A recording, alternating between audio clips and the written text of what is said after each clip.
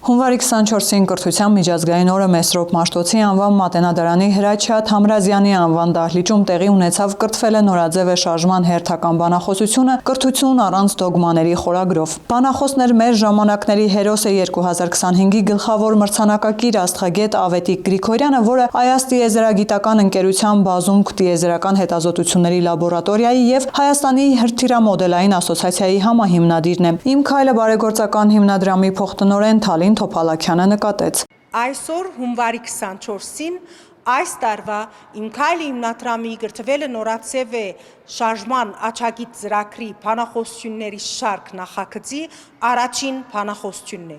Մենք տարին մուտք կգործենք կրթությամբ և գիտությամբ։ Մեր այսօրվա բանախոսն է աստղագետ Ավետիք Գրիգորյանը, ով հանդիսանում է Այազ տիեզերագիտական ընկերության համահիմնադիրը։ Այսօր Ավետիք Գրիգորյանի բանախոսության խորագիրն է «Կրթություն առանց դոգմաների»։ Մենք պարոն Գրիգորյանից պիտի սովորենք ոնց կարանք գիտությունը մատչելի և հասանելի դարձնել և իմանանք, որ գիտությունը միայն բանաձևերի և կանոնների մասին չէ,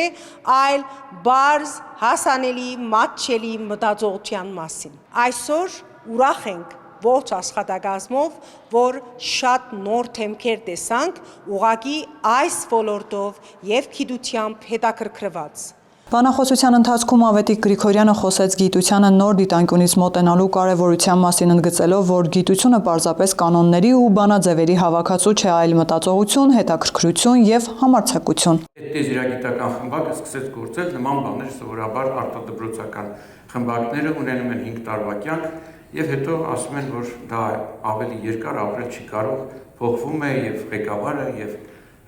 բովանդակությունը և այլն, բայց մինչև հիմա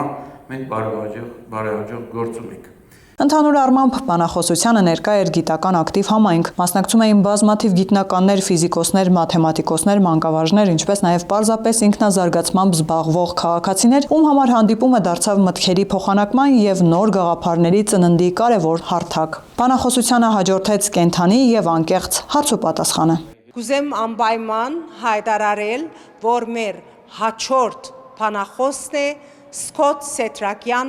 Ուիլյամ Սարոյան հիմնադրամի նախագահ։ Բանախոսության խորագիրն է Ուիլյամ Սարոյան մարդ մնալու արվեստը։ Կսպասենք բոլորիդ, բոլոր արվեստասերներին, մշակութասերներին, կրթության ոլորտի ակտիվ մարդկանց փետրվարի 13-ին Մատենադարանում։